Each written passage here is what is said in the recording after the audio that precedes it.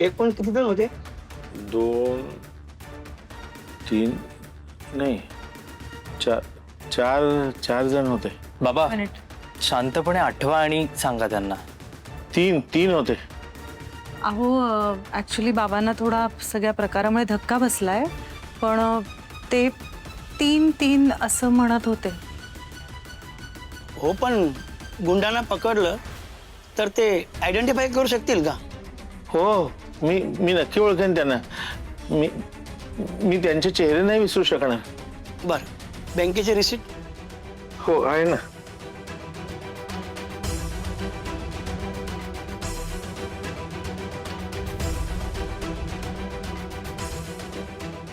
Swanandi madam, Swanandi Sarpotdar ना? हां हो.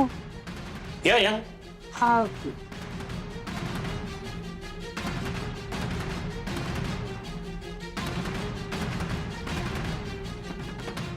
ओळखलत मला? मी नाटेकर काकूंचा मुलगा. माझ्या आईला चारधाम यात्रेला जायचं होतं, म्हणून मी तुमच्याकडे आलो होतो तुमच्या ऑफिसला.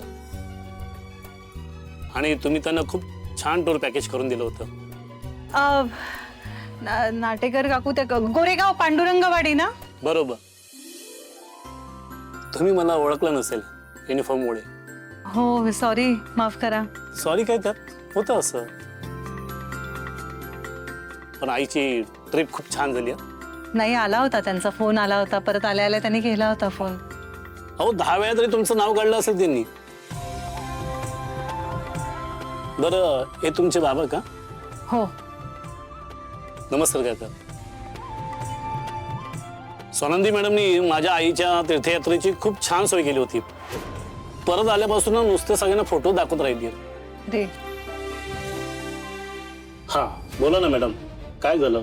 चोरी तक्रार आहे साहेब. यांना मारून म्हणजे 10 लाख रुपये लुटले. अरे बापरे, कधी झालंय? अहो आजच, दिवसा ढवळ्या, अगदी रस्त्यामध्ये. तुम्ही माझ्याकडे आलात ना, मग तुम्ही काळजी करू नका. तुम्ही फक्त पप्पांची काळजी घ्या. तुम्ही एरिया कोणता आहे ते लिहून ठेवलंय ना? हो. नाही, काय होतं, अशा केसेसमध्ये बहुतेक वेळा गुंड लोकलच असतात. आम्ही चोराला शोधू सुद्धा आणि तुमचे पैसे परत मिळवून देऊ सुद्धा. तुम्ही निश्चिंत राहा, निवांत राहा.